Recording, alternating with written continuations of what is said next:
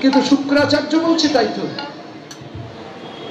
বলি তো ছেলে মানুষ বুঝিনি, তো ওরাই বুঝিনি, তা আমি কি বুঝে ওর সর্বনাশ হতে দেব? এখন ওই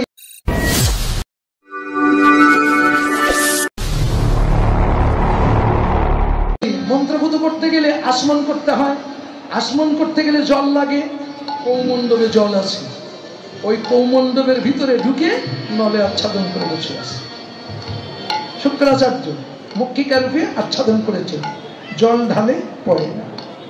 প্রভু জল তো পড়ে না, যে অনন্ত মানে বিশ্ব ব্রহ্মাণ্ডের খবর রাখে সে ওই কৌমণ্ডবের নলের খবর রাখে না? জানে তো মাল ঢুকে গেছে। তা বলছে, বলি বাবা ও মনে হয় কিছু একটা আচ্ছাদন করেছো, তুমি এক কাজ করো, ও মায়েরা পূজা করতে গেলে ধান দুর্বা তিল তুলসী কোষাকুষি কেশি ঘাস টাস লাগে না? এরকম খাটো করে কেশি ঘাস কাটা আছে, ওই কেশে নিয়ে বলছে এই কেশেটা নিয়ে ওই নলে খোঁচা দাও, খোঁচা দিলে ওই যা আচ্ছাদন করেছে সরে যাবে, জল পড়বে। কিন্তু বলি মহারাজ তাই করেছেন, ওই কেশে ঘাস নিয়ে নলে খোঁচা দিয়েছেন। আর কেশিতে কি ধার তো জানেন, শুক্রাচার্যের একটা চক্ষে লেগে চক্ষু একেবারে অন্ধ হয়ে গেছে, বহিঃপ্রকাশ হয়ে তখন বলছে, বামনদেব ভগবান তুমি চক্রান্ত করে আমার এই চক্ষু অন্ধ করে দিয়েছে, কথা আমার মনে থাকবে। আজকে যেমন একটা শুক্রাচার্য দেখছো, আগত কলিযুগে হাজার হাজার শুক্রাচার্য হয়ে তোমার ধর্মের পথে বিঘ্ন করবো, দেখি ভগবান তুমি কি করতে পারো। আজকে যারা ধর্মের পথে বিঘ্নকারী বাধা সৃষ্টি করে সেই শুক্রাচার্যের দল, শুক্রাচার্যের দল। তোমরা যতই প্রচেষ্টা চালাও না কেন, তোমাদের সাধ্য যদি সিদ্ধি হবে তাহলে ভগবান ঈশ্বর বলে পৃথিবীতে কিছু থাকবে না। তোমাদের ইচ্ছা কোনোদিন পূরণ হয়নি, হয় না, হবে না। সেই শুক্রাচার্য আসতে এবার কি করলো, সরে গেল, জল ঢেলে আসমন ছেড়ে মন্ত্রপুত করে ত্রিপাদ ভূমি দিয়ে দিল। বলছে বাবা বলি তাহলে এইবার আমি নেই? বলছে হ্যাঁ নেন, 3 পার বেশি তো নেবেন না? বলছে না তাহলে 3 পদই নেব। এখান থেকে নেই, যেখান থেকে খুশি নিতে পারেন আপনি। 1 পদ মাটিতে রেখেছেন, আরেকখানা পদ তুলতে তুলতে একেবারে স্বর্গে কৃষ্ণ সরোবরে পৌঁছে গেছে। 1 পদ স্বর্গে আর 1 পদ মর্তে, ঠিক মিডিল পয়েন্ট। এখান থেকে না আরেকখানা পদ বাহির করেছে। বাবা বলি এই পদখানা কোথায় রাখবো বাবা, তুমি আমাকে দাও বলি। বলি চোখ মোটা হয়ে গেছে, কি? হ্যাঁ, 1 পদে আমার মর্তধাম নিয়েছে, আর 1 পদে আমার স্বর্গধাম নিয়েছে, আমার যত সম্পদ সব তো 2 পদে শেষ। কিন্তু উনি যে আরেকখানা পদ বাহির করেছে, ওইখানে আরেকখানা জায়গা তো আমার আর কিছু নেই। গুরুদেব নিষেধ করলে শুনলাম না, কারোর কথা মানলাম না, এখন আমি কি করব? ও মায়েরা বলুন তো, পুরুষ মানুষ বিপদে পড়ে গেলে বুদ্ধি নিতে যায় কার কাছে? কার কাছে? সহধর্মিনী। সহধর্মিনী কিনা? কে সহধর্মিনী? কত বউ, সহধর্মিনী হলো কি? বিয়ে করলে বউ পাওয়া যায়, কেউ 10টা যদি বিয়ে করে 10টা বউ পাবে, কিন্তু ওতে একটাও সহধর্মিনী হবে আপনি ভাবেন কি করে? বাম পাশে দাঁড়ালে সহধর্মিনী নয়, স্ত্রী হতে পারো, টেরা বেকা স্বামী সোজা করে দিতে পারো, সে পাওয়ার ক্ষমতা আছে। বহুরূপী তোমরা বহু হতে পারো, কিন্তু সহধর্মিনী সবাই না। সহধর্মিনী কারে বলে? যে স্বামীর ধর্মের সহায়তাকারিণী, তাকে বলা হয় সহধর্মিনী। সে কাজ করেছো জীবনে কোনোদিন? জানো স্বামীর ধর্মটা কি? ধাতু মনোপ্রত্যয় ধর্ম, ধারণ করে রাখার নাম ধর্ম। স্বামী নিজেকে ধারণ করতে গেলে যদি তুমি ওখানে সহযোগিতা করতে পারো তবে তুমি সহধর্মিনী, আর যদি না পারো তাহলে তুমি বউ না স্ত্রী ভাজ্যাটার জয়সব সাথে থাকলে সহধর্মিনী জীবনে আর হতে পারলে। রাগ হচ্ছে? সত্যি কথা বললে খদ্দের কমছে আমি জানি, মিথ্যে কথার খদ্দের বেশি, সত্যির খদ্দের নেই, এটাই বাস্তব। তাই যাই বলেন আপনারা, তার স্ত্রীর নাম ছিল সত্যবতী। বলি মহারাজের স্ত্রীর নাম সত্যবতী। তখন ছুটলেন, ছুটতে ছুটতে সত্যবতীর কাছে এসেছেন। সত্যবতী, সত্যবতী, কি গো স্বামী, এমন করছো কেন? হে জানো, আজকে না এক ঘটনা ঘটে গেছে। কি জানো? আজকে একজন আমার কাছে দান নিতে এসেছিল। সে ত্রিপদ ভূমি দান চেয়েছে, আমি তাকে ত্রিপদ ভূমি দান করে দিয়েছি, মন্ত্রপুত করে দিয়েছি। ওগো, সে এক পদে আমার মর্তধাম দখল করে নিয়েছে, আর এক পদে আমার স্বর্গধাম নিয়েছে। সে না নাভি পদের থেকে আর একখানা পদ বাহির করেছে। ওই পদখানা রাখার জায়গা আমি আর খুঁজে পাচ্ছি না। তবে কি আমার দানব্রত ভঙ্গ হয়ে যাবে? গুরুদেব নিষেধ করে দাও করেছিল, আমি তাও শুনিনি। তখন সত্যবতী বলছে, স্বামী গো, এখনো তোমার চোখ খুলিনি, এখনো তুমি অন্ধ হয়ে আছো কেন? এখনো বলছো কেন? যে তোমার এক পদে মর্ত নিতে পারে, আর এক পদে স্বর্গ নিতে পারে, আর একখানা পদ বাহির করতে পারে, সেই মানুষটা তো কোনো সাধারণ মানুষ নয়, তিনি সাক্ষাৎ ভগবান। এই তো তুমি ঘরের মধ্যে থেকে দেখলে কি করে? তুমি গিয়েছিলে নাকি? না, তুমি বলছো তোমার কথা শুনে আমার দেখা হয়ে গেছে। স্বামী গো, এক পদে তোমার স্বর্গ দিয়েছ, আর এক পদে মর্ত দিয়েছ, আর একখানা পদ রাখার জায়গা পাচ্ছ না। তুমি স্বর্গমর্ত সব দিয়েছ, তুমি তো বাকি আছো। আর ভগবানের ওই পদখানা হলো অভয় পদ। ওই অভয় পদখানা রাখার মতো জায়গা হলো একমাত্র ভক্তের শিরোকমল। সে জায়গায় তো বাকি আছে। সত্যবতী, আমি পেয়ে গেছি, আমি পেয়ে গেছি, আমার ব্রত ভঙ্গ হবে না, আমি পেয়ে গেছি। ছুটতে ছুটতে বামন দেবের কাছে এসেছে। বামন দেবের কাছে এসে করজোড়ে চরণ তলে বসে বলছে, ওগো ভগবান, আমি যাকে তোমায় চিনতে পারি, ওগো তো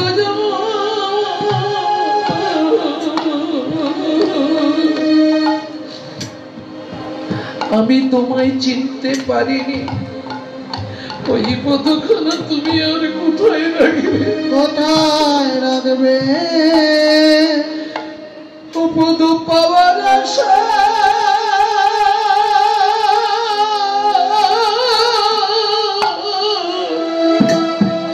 আমার ভবে আশা, ও পদ পাওয়ার আশা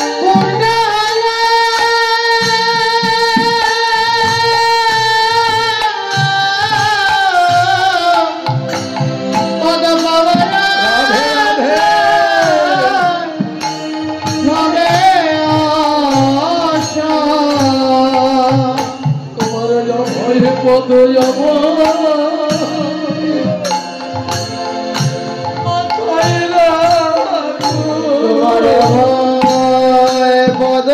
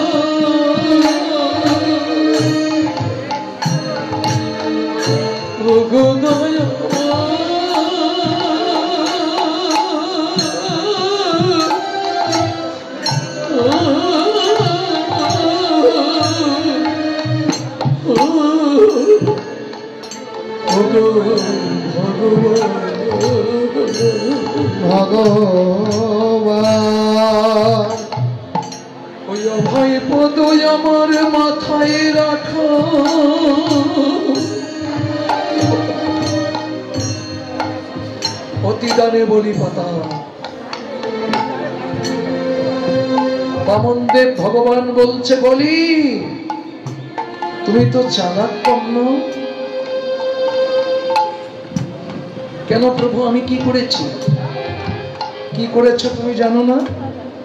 তোমার স্বর্গ মর্ত সবকিছু আমাকে দিয়েছ। তুমি বাকি ছিলে, তোমাকেও আমার চরণে নিবেদন করেছ। জানো বলি, এ জগতে সর্বস্ব সবকিছু যে আমাকে অর্পণ করে, আমার একটা নীতি আছে, কি জানো? আমি জন্মের মতো সে ভক্তের চরণে দাস হয়ে যায়। বলি, তোমার সর্বস্ব সব তুমি আমাকে দিলে, আর আমি তোমায় হয়ে গেলাম।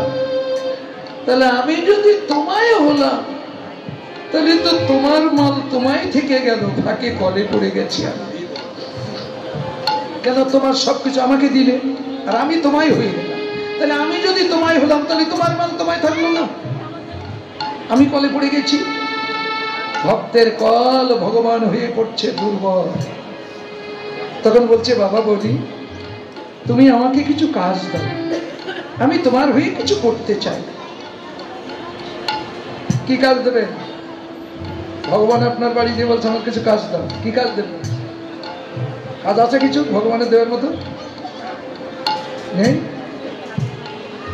বলি মহারাজ কাজ দিচ্ছে, দেখো। অতিদানে বলি পাতাল। পাতাল মানে কি? মাটির তলায় না? এসো জীবনে মাটির তলায়। পাতল একখান পা যদি বলির এই জায়গায় থাকে, তো বলি কোন জায়গায় থাকে? পাত তলায় থাকে না? পাতল, এই হলো পাতল। এহ জগতে পিতা মাতার পদতলে সন্তানের স্থান, গুরুর পদতলে শিষ্যের স্থান, ভগবানের পদতলে ভক্তদের স্থান। তাই আপনারা থাকেন আর না থাকেন, আমাদের থাকার জায়গাগুলো দেখে নেন। পিতামাতার চরণ তলে আমাদের স্থান। আমরা পিতামাতার চরণ তলে থাকি, পিতামাতাকে চরণ তলে রাখি। কেন? পুত্র যদি পবিত্র না হয়ে যদি অপবিত্র হয়, তারা পিতামাতাকে পায়ের তলায় রাখে। তারা শেষে কোথায় যায়? নরকে যন্ত্রণা ভোগ করে। নগদ ব্যবসা। গোপনে গোপনে কত ছেলে মেয়েরা বাবা মার উপরে টর্চারিং করে। তাদের শেষ পর্যন্ত সাজা কি হয় জানো? বাংলাদেশের ডাক্তারের রোগ খুঁজে পায় না, কলকাতায় যায়।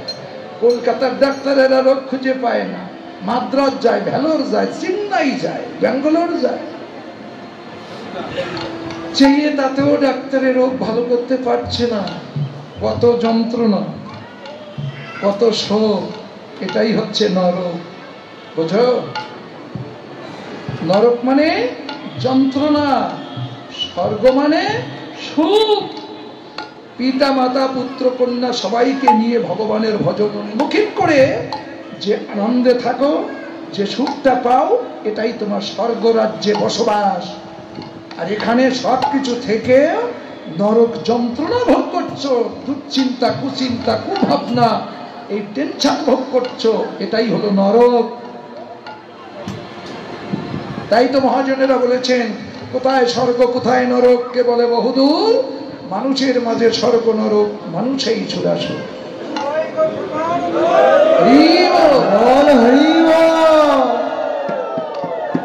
মানুষের মধ্যে অসুর, মানুষের মধ্যে দেবতা। দেখবা দেবতা, দেখবা, বলুন তো পৃথিবীতে সবচেয়ে সর্বশ্রেষ্ঠ দেবতা কে? কে? মহাদেব? মানুষ? মানুষ তো সবাই। সর্বশ্রেষ্ঠ দেবতা হলো আমার জন্মদাতা পিতা শশা। এর চেয়ে বড় দেবতা আমি এখনো কোথাও খুঁজে পাইনি।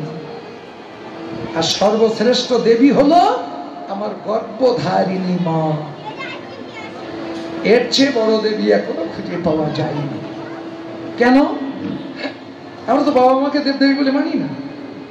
আছে অনেক অনেক মানে অকাল কুষ্মানদের দল আছে, তারা কি করে, মা কালীর মন্দিরে যেয়ে, মা দুর্গার মন্দিরে যে টান টান হিয়ে প্রণাম হয়, কিন্তু বাবা মার পায়ে একটা প্রণাম করে না, জীবনেও না। আর ঘরে যে জ্যান্ত মূর্তি, মা আছে, বাবা আছে, মা দুর্গার চরণে প্রণাম করেছো? মা দুর্গার 10 কান হাতের 1 কান হাত কোনোদিন কারো মাথায় দিয়েছে? দেই। মা কালীর 4 কান হাতের 1 কান হাত কারো মাথায় দিয়েছে কোনোদিন? দেই। কিন্তু আমার ঘরে যে রক্ত মাংসে তৈরি করে মা, ও কিচ্ছু জানে না। ওর চরণে একটু মাথা নত করো তো, ভক্তি টক্তি লাগবে না, এমনি মাথা নত। ও যদি তোমার মাথা হাতে পায়, তোমার মাথায় হাত রেখে বলবে, খোকা কি, খুকি কি, বৌমা তোমরা সুখে থাকো মা, ভগবান যেন তোমাদের মঙ্গল করে, ভগবান যেন তোমাদের মঙ্গল করে। মায়ের হাতটা সন্তানের মাথায় পড়বে, তোমার মঙ্গল কামনা যদি এই পৃথিবীতে কেউ করতে পারে, সে হলো তোমার গর্ভধারিণী মা আর জন্মদাতা পিতা। বাবার চরণে একটা প্রণাম করো, বাবাও তোমার মাথায় হাত রেখে আশীর্বাদ করবে। আর ওই যে পাথরের মূর্তি, পিতলের মূর্তি, যতই লোকে গল্প করুক না কেন, কোনোদিন একটা হাত কারোর মাথায় দেয় না। আর এই মা বাবারা দেয়। জ্যান্ত ভগবান কোন জায়গায়? তাই গৌরাঙ্গ মহাপ্রভু সকালবেলা উঠে যখন আজকে কীর্তনে গেল, মায়ের চরণে প্রণাম করে আশীর্বাদের হাত মাথায় নিয়ে কীর্তনে গেল। সেগুলো আমরা কীর্তনে গাই কিসের জন্যে? অজানা মানুষকে জানানোর জন্যে। কীর্তন শুনি, কীর্তনকে আমরা মানি। আবার আজকে উত্তর কষ্টপালা যখন হবে, মহাপ্রভু ঘরে এসে আগে মাকে প্রণাম করবে। এই কীর্তনগুলো গাইতে হয় ভক্তের মাঝে। কেন? ভক্তরা শুনুক, তারা বাড়ি যাই আচরণগুলো করুক। তোমার বাবা মাকে যদি তুমি সেবা করো, বাবা মায়ের আশীর্বাদ যদি তুমি নাও, বাবা মা মাথায় হাত দিয়ে যা আশীর্বাদ করবে তাই তোমার জীবনে ঘটবে। তুমি যদি বাবা মাকে কষ্ট দাও, যদি তোমার জন্য কষ্ট পেয়ে 1 ফোঁটা জল ঝরে মায়ের চোখ দিয়ে, তুমি পানের জলের মতো হারিয়ে যাবে। কোথা থেকে কোথায় যাবে, নিজের অস্তিত্ব নিজে খুঁজে পাবে না। মায়ের চোখের জলের এত দাম। মায়ের কাছ থেকে মায়ের সেবা করে যদি ওদের আশীর্বাদের হাতটা নিতে পারো, মুখ দিয়ে যা বলবে তাই করবে। আমরা দীক্ষা শিক্ষা নিতে গেলে যারা তত্ত্বদর্শী গুরু, তারা কি করে জানো? আগে বাবা মার চরণ জল করায়, ফুলের মালা পরায়, চরণ পূজা করায়, তারপরে বাবা মায়ের কাছ থেকে আশীর্বাদ নিয়ে আসলে তারপরে গুরু কানে মন্ত্র দেয়, এর আগে দেয় না। বুঝেছ? আজকাল তো দেশে গুরু পাওয়া যায় সব পেশাদারি গুরু, ব্যবসাদারি গুরু। কানে যাহাই করে ফু দিতে পারলে বছর বছর প্রণামীটা পাবে। কিন্তু অরিজিনাল গুরু যারা, তাদের অত শিষ্যের দরকার না। তুই বেটা যদি কর্ম করতে পারিস আমার ধারে আসিস, নইলে যেন আসিস না। যা, তোর বাবা মার কাছ থেকে আগে আশীর্বাদ নেই। ওই মা বাবা যা আশীর্বাদ দেবে, যদি বলে যে হ্যাঁ তোর সাধনায় সিদ্ধি হবে, তাহলে হবে। আর মা বাবা যদি বলে যে তুই যা করেছিস শয়তান, তোর কিচ্ছু হবে না, তাই ইহ জীবনে প্রত্যেক দিন দীক্ষা শিক্ষা নিলেও তোমার কিচ্ছু হবে না, হবে না। গুরু ছেড়ে যারা গোবিন্দ ভজে সে কটা সব নরকে ভজে। গুরু চেন? আদি গুরু হলো পিতামাতা, আদি অনাদির থেকে আদিতে এনেছে, এরাই হলো আদি গুরু। তারপরে পাঠ্যগুরু, দীক্ষাগুরু, শিক্ষাগুরু, কত গুরু পাচ্ছি, কিন্তু এই গুরুরা যদি মাল দেহ তৈরি না করতে এই গুরুর কি দরকার ছিল? চেন? তাই এই হলো অরিজিনাল পিতামাতা গুরু।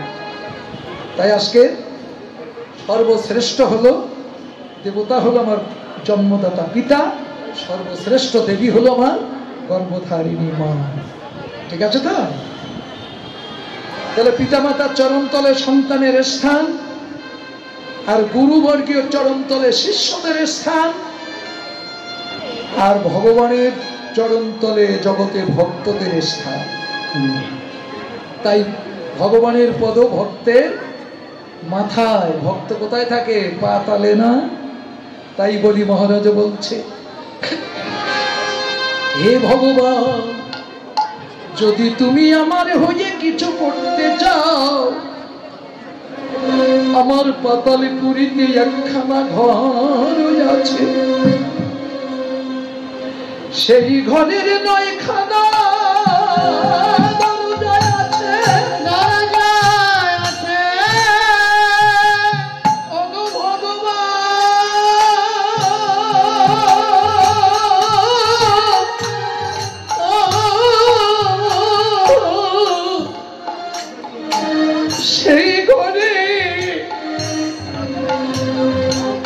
প্রত্যেকটা দরজায় তুমি দাঁড়িয়ে হয়ে থাকো। একখান ঘরে 9খান দরজা, সে হলো প্রত্যেক মানব দেহ ঘর।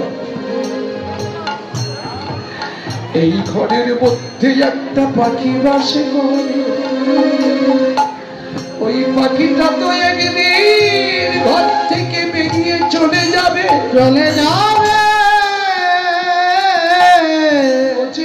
দরজার কোন দরজা নিয়ে যাবে তা তো আমি জানি না। ভগবান, তুমি যদি সমদরজায় থাকো, ও পাখি যে দরজা দিয়ে যাকে না কেন,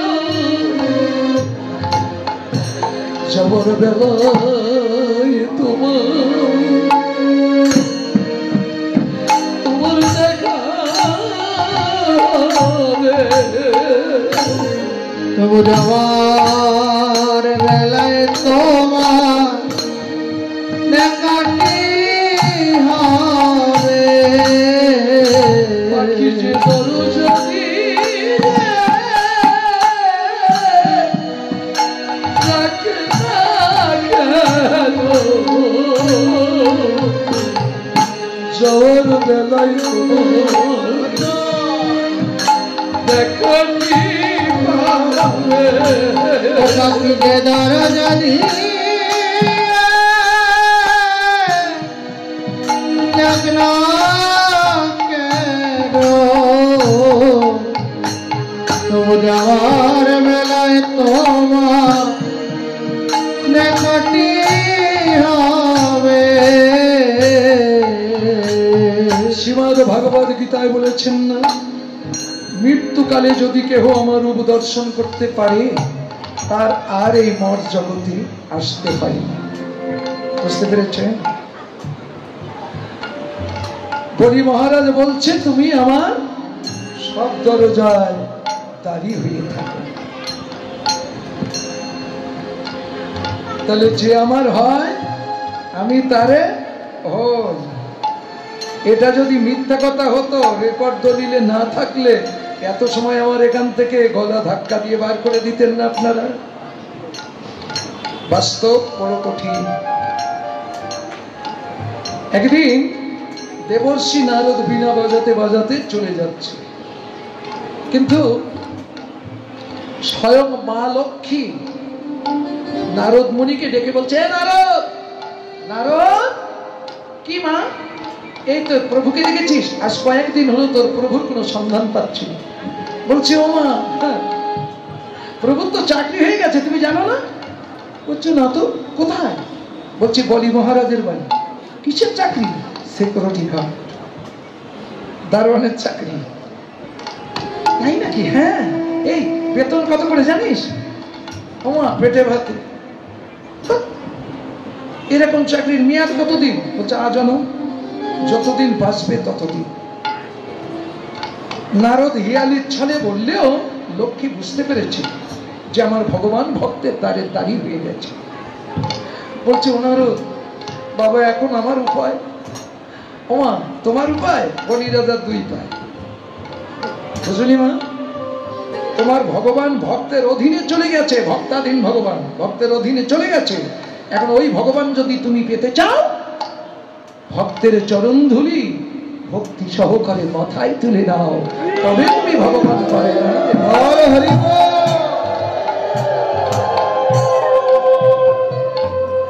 সত্যি তো? তাহলে আমি লক্ষ্মী যদি বলির পায়ে প্রণাম করি, ও তোমার প্রণাম নেবে না? তাই লক্ষ্মী সাধারণ একটা মহিলা রূপ ধারণ করে গেছে। যে তাকে বলি বসে আছে, বলছে যদিও পায়ে প্রণাম করতে না দেয়, পায়ে হাত দিতে না দেয়, অনেকে আসে না, ও পাত ধুলো নেবে কিন্তু ওর পায়ে হাত বাড়ালে লাফালাফি করে, পায়ে হাত দিতে দেয় না। কেন? তুমি যেরকম নিচ্ছ এরকম নিয়ে যাক, এখানে আদান প্রদান, এ জায়গায় লাফালাফি করা যাবে না। তুমি যেমন নেবে তোমারও নেবে। এই আচরণের দ্বারাই তো মানুষের দীনতা আসবে। দীনতা না আসলে ভক্তি আসবে কোত্থেকে? এটাই ভক্তির মহিমা। তখন লক্ষ্মী যেতে যেতে বলছে না, কোনো বুদ্ধি নেই, ওর পাত ধুলো আমার মাথায় নিতেই হবে। যেতে যেতে কাছাকাছি এসেছে, তবে একটু দূরের থেকে না, পায়ে পাবা দিয়ে হুচুক, লক্ষ্মী নিজের পায়ে পাবা দিয়ে হুচুক খেয়ে পড়েছে। এমন কায়দা করে পড়েছে, একবার লক্ষ্মীর মাথাটা বলির পায়ের উপরে পড়েছে। বলি মহারাজের পায়ের উপরে যখন লক্ষ্মীর মাথা পড়েছে, তাহলে কেউ যদি কারোর পায়ের উপরে পড়ে, সে অমানুষ হলেও তাকে ধরে তোলে না? বলি মহারাজ লক্ষ্মীর দুটি বাহু ধরে টেনে তুলছে। ওটো বোন, ওটো বোন, ওটো বোন। আহারে, বোন লেগেছে বুঝি খুব? লক্ষ্মী আস্তে আস্তে উঠছে আর মনে মনে বলছে, যখন আমাকে বোন বলেছে, তাহলে সম্বন্ধটা আরো একটু গাঢ় করে নিতে হবে। কেন? সম্বন্ধ করিয়া ভজে তাহে কৃষ্ণ নাহি তাজে, আর জীব মরে অকারো। বল হরিবল। সম্বন্ধ কেন করতে হয় দেখো। এইবার ওই দিন ছিল মা পূর্ণিমা। ওই পূর্ণিমা তিথিতে স্বয়ং লক্ষ্মী দেবী বলি মহারাজের হাতে রাখি বেঁধে দিলেন। এটা ওটা রাখি বাঁধে। তাহলে বলির হাতে যখন রাখি বেঁধে দিয়েছে, বলি মহারাজ বলছে, বোন তুমি আমার হাতে রাখি বেঁধে দিলে, তাহলে তো তুমি আমার বোন, আমি তোমার দাদা। তাহলে বোন যখন রাখি বেঁধে দিয়েছ, তাহলে দাদা হয়ে তো কিছু দিতে হয়। এ জগতে একটা প্রচলন আছে না? আরে রাখি বাঁধা প্রচলনটা কোথাতে শুরু হলো মনে রেখে। এইবার তখন বলছে, বোন বলো তুমি কি চাও? ত্রিবিধ সংসারে মহাদানী আমি, যা চাবে বোন আজ তাই দেব, বলো তুমি কি চাও? লক্ষ্মী মনে মনে বলছে, সুযোগ বারবার আসে না, জীবনে দুই একবার আসে, এ সুযোগ ছেড়ে দিলে হবে। বলছে, দাদা আমি যা চাবো তা পাবো? বলছে, হ্যাঁ বোন তুমি যা চাবে তাই পাবে, বলো তুমি কি চাও? বলছে, দাদা তোমার বোনকে ভালোবেসে যদি তুমি কিছু দিতে চাও, তুমি বলেছো আমি যা চাবো তুমি তাই দেবে। বলছে, হ্যাঁ তাই দেবে। দাদা, ও দাদা, তোমার দ্বারের দাঁড়িকে আমার